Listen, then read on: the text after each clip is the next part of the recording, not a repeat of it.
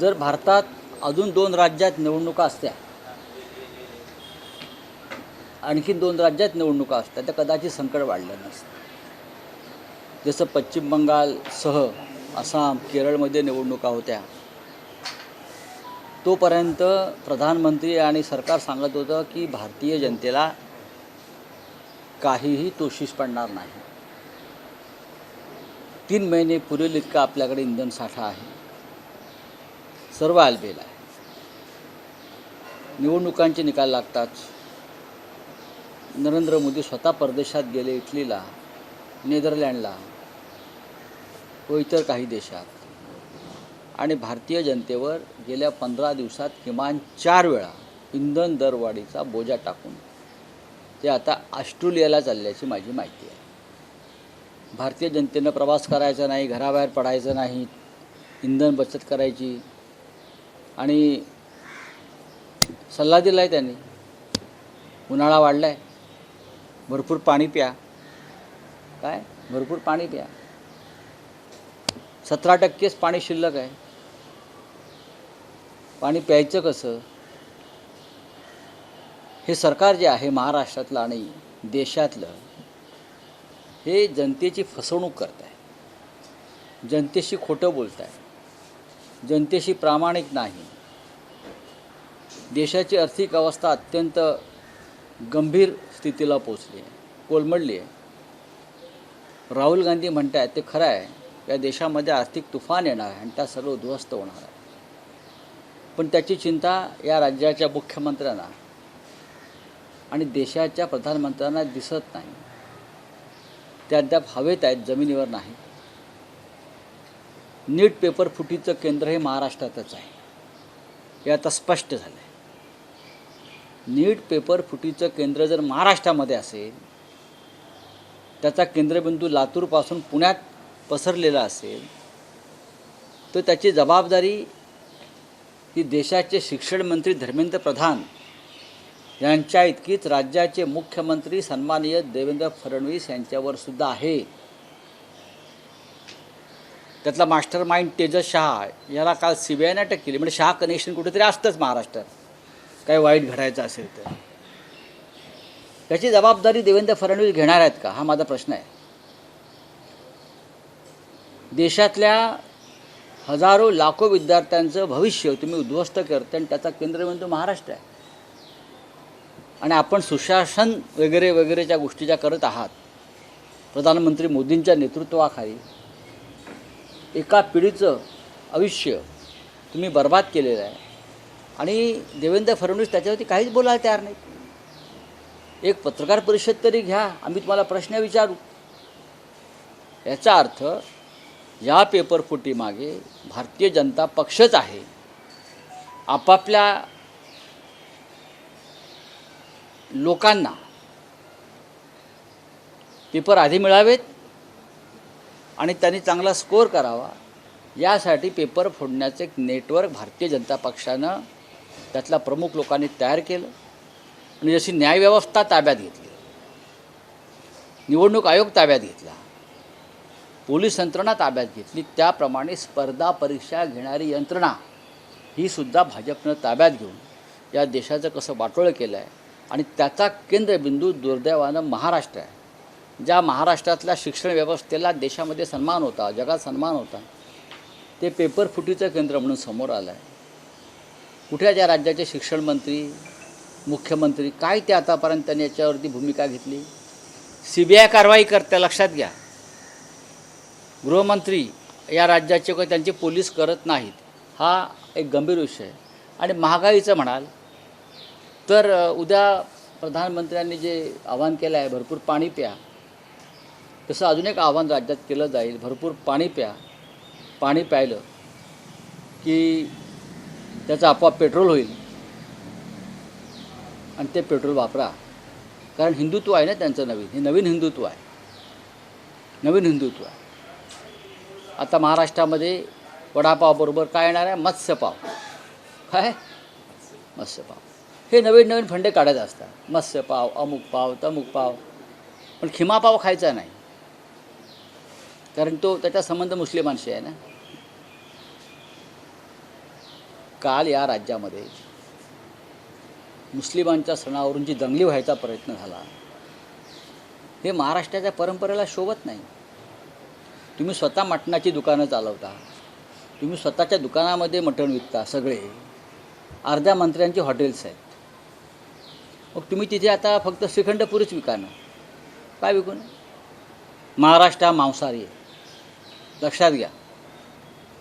महाराष्ट्र हा क्षत्रिय धर्माचं पालन करणारा छत्रपती शिवाजी महाराज हे क्षत्रिय मराठा.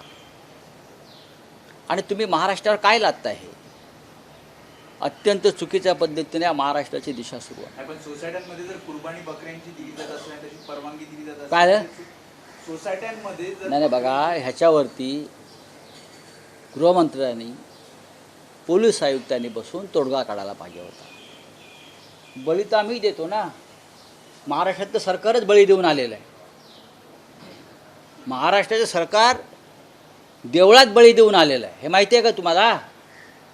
55 रेडे कामाख्य देवीच्या मंदिरात कापले गेले, ही कुर्बानीच आहे ना. त्या कुर्बानीवर सुद्धा आपण आक्षेप घेतला पाहिजे. आमचा आक्षेप आहे या अंधश्रद्धेला. 55 रेडे कापून जे सरकार सत्तेत आलेलं आहे, ते दुसऱ्यांच्या कुर्बानीला विरोध करत आहे. हा मानसिक गोंधळ आहे, हा मानसिक गोंधळ आहे. महाराष्ट्रामध्ये मांसाहार होणार आणि मांसाहार केला जाईल, ठीक आहे. पद्धतीमध्ये काही बदल होऊ शकतात, पण आधी जे मुसलमानांच्या कुर्बानीला विरोध करत आहेत त्यांनी आधी जे 55 रेडे कापून, ते पण मंदिरात, सत्तेवर आले, त्यांच्याबरोबर आपण बसलेला आहात, त्या कुर्बानीला सुद्धा विरोध केला पाहिजे तुम्ही. हे माझं मत आहे. पण राऊतसाहेब, तुम्ही जेव्हा मुख्यमंत्र्यांच्या धोरणांवर किंवा भूमिकांवर टीका करता, तर दुसऱ्या बाजूला तुमच्या पक्षाचेच आमदार मिलिंद नार्वेकर असतील किंवा तुमच्या पक्षाचे नेते आदित्य ठाकरे हे मुख्यमंत्र्यांचं अभिनंदन आणि कौतुक करतायत. विषय महापालिकेचा जरी असला, रक्तपेढ्यांचं खासगीकरण, हॉस्पिटलचं खासगीकरण, मिलिंद नार्वेकर मध्यरात्री मुख्यमंत्र्यांना इत्यंभूत माहिती देतात. मुख्यमंत्री तो प्रस्ताव महापालिकेत नॉट टेकन करायला लावतात आणि आदित्य ठाकरे त्या विषयावर प्रेस घेतात आणि मुख्यमंत्र्यांचे आभार मानतात आणि तुमचे आमदारही आभार मानतात. ते म्हणतात सत्ताधारी आणि विरोधक हे आता महापालिकेत भ्रष्टाचार मुक्त आणि स्वच्छ कारभार. त्यात चुकीचं काय आहे? महापालिकेत जर भ्रष्टाचार सुरू असेल आणि तो मुख्यमंत्र्यांच्या निदर्शनास आणला असेल आणि मुख्यमंत्र्यांनी त्याच्यावर कारवाई करून ते थांबवलं असेल, तर अशा प्रसंगामध्ये मुख्यमंत्र्यांचं स्वागत करावंच लागेल किंवा सत्ताधाऱ्यांचं स्वागत करावंच लागेल. मी नीटच्या माध्यमातून म्हणतो, जग हा देशभराचा विषय आहे, महाराष्ट्र केंद्रबिंदू आहे. अशा वेळेला जबाबदारी मुख्यमंत्र्यांची नाही का? CBI येऊन कारवाई करते. पण इतकं मोठं कांड परीक्षा स्पर्धेतलं सुरू असताना महाराष्ट्र पोलीस, राज्याचं गृहमंत्रालय हे अनभिज्ञ आहे. ह्याच्यावरती जर आम्ही बोललो तर ती मुख्यमंत्र्यांवर टीका होत नाही, ती शासनावर टीका आहे. मुख्यमंत्र्यांनी मुंबई महानगरपालिकेतला रक्तपेढ्या, रुग्णालयं यांचं खाजगीकरण जे चाललं होतं, विक्री, त्या संदर्भात आदित्य ठाकरे आणि आमचे आमदार मिलिंद नार्वेकर यांनी जो त्यांच्यासमोर ही भूमिका मांडली आणि मुख्यमंत्र्यांनी हा महापालिकेतला भ्रष्टाचार थांबवला, हे त्यांचं काम आहे, त्यांनी केलं, त्याचं कौतुक केलं पाहिजे, अभिनंदन करावंच लागेल. नाही, पण ते विषय मुख्यमंत्र्यांना दिसतात, पण एवढे मोठे प्रश्न दिसत नाही. हाही एक मुद्दा आहे ना. सुधार समिती असं आहे की शिंदे शिवसेनेकडे असतं असं म्हटलं जाते. महापालिकेतलं हे शह काटशहाचं राजकारणही आहे. मग ते चांगलं आहे ना, तर चुकीचं काय आहे?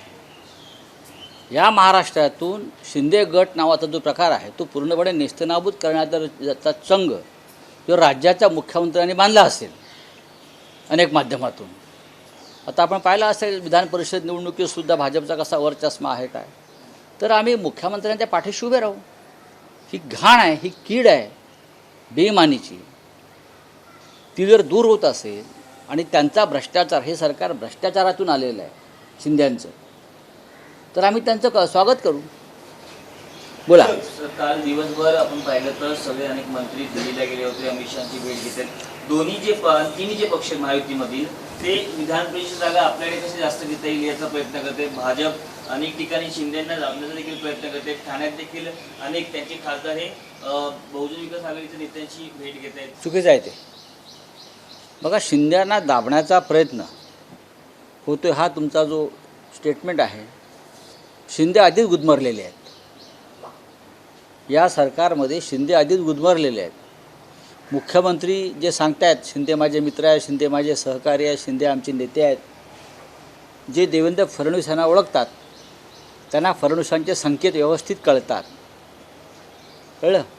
त्याच्यामुळे भविष्यात जे काय घडणार आहे त्याची ही नांदी आहे, इतकंच मी सांगतो. म्हणूनच जी जमावजमाव सुरू आहे ती जमावजमाव त्यासाठीच आहे कारण उद्याची निवडणूक विधानसभेची भाजपा आणि शिंदे गट हे एकत्र लढू शकत नाहीत.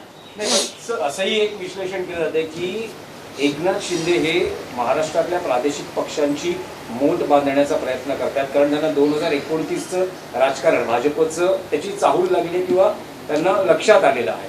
तर असं पाहता अलीकडे बच्चू कडू असतील, आनंद परांजपे असतील, आता भवियाचा उल्लेख होतो. तुम्हाला ह्या खूप मोठ्या शक्ती वाटत आहेत का? नाही, पण हे ज्यांना लोकांनी पूर्णपणे नेस्तनाबूत केलेल्या या शक्ती आहेत, हां, त्यांच्याबरोबर हे काय प्रादेशिक पक्ष नाही आहेत प्रादेशिक पक्ष ना. या त्या महाराष्ट्रामध्ये यांची ताकद आहे. महाराष्ट्रात प्रादेशिक पक्ष दोनच आहे. एक शिवसेना बाळासाहेब ठाकरेंचे, म्हणजे आम्ही सगळे, आमचा पक्ष, उद्धव ठाकरे प्रमुख आहेत त्या पक्षाचे, आणि दुसरा माननीय शरद पवारांच्या नेतृत्वाखालचे राष्ट्रवादी काँग्रेस पक्ष. हे दोनच या राज्यामधले प्रमुख प्रादेशिक पक्ष आहेत ज्या राज्याच्या अस्मितेवर बोलतात आणि भूमिका मांडतात. आणि बाकी जे काय चाललं आहे सध्या चणे फुटाणे गोळा करण्याचं काम, बरं का, चालतो. तुमच्या भाषेत त्याला चकना म्हणतात ना. एक आणखी मराठीत प्रश्न आहे साहेब. साहेब, एक मराठीत हा प्रश्न आहे की राष्ट्रवादी काँग्रेस अजित पवार गटातली नाराजी प्रचंड उफाळून आल्याचं दिसतंय. बैठकीतच पडसाद उमटलेले आहेत. तटकरे प्रफुल्ल पटेल मी इतकं सांगेन, बघा, तुम्ही मला स्पष्ट विचारायला सांगेन, अजित पवारांचा राष्ट्रवादी काँग्रेस हा संपलेला आहे. आता उरलेला पक्ष भाजपा गिळेल आणि बाकी सैरा भैरा आमदार इतर ठिकाणी पळून जातील. हा पक्ष संपलेला आहे हे मला दुर्दैवाने म्हणावंसं वाटतं आहे. अजित पवार ह्यांना मूळ पक्षातून दूर काढण्याचं काम प्रफुल्ल पटेल, धनंजय मुंडे, सुनील तटकरे यांनी केलं. हे शरद पवार साहेबांचं मत होतं. अजित पवारचं डोकं फिरवणारे ही माणसं आहे, बरोबर आहे. आता त्यांचं डोकं फिरलं जिचं काय चाललं आहे ते पाहून, त्याच्यामुळे हा पक्ष भविष्यात फार काळ राहील असं माझं मत नाही. हा पक्ष राहणार नाही, शिंद्यांचाही पक्ष राहत नाही. मुख्यमंत्री रामदास आठवले यांनी भाजपला आरसा दाखवलेला आहे. का? केंद्रीय मंत्री रामदास आठवले यांनी भाजपला आरसा दाखवलेला आहे. ज्या प्रकारचं आपण मुसलमान ही औरंगजेबची औलाद औलाद नसून ते नसून आपलेच आपलेच आहेत. लोक. बघा की बघा, आठवल्यांच्या हातातला आरसा कोणी दिला आहे? भाजपने दिला असेल ना. आठवल्यांकडे स्वतःचं काय आहे? काही नहीं है. बोला.